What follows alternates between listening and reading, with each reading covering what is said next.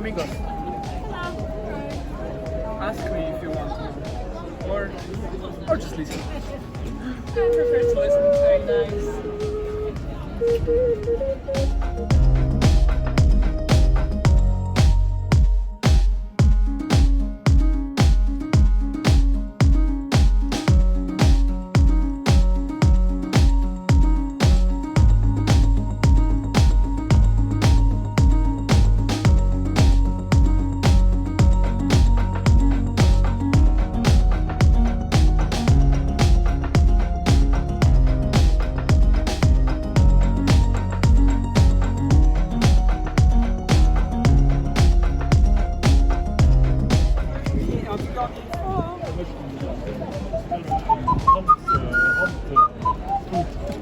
C'est italien, vous disiez? Ouais, c'est d'origine italienne. Je savais même pas. En tout cas, ils sont vraiment magnifiques. Hein.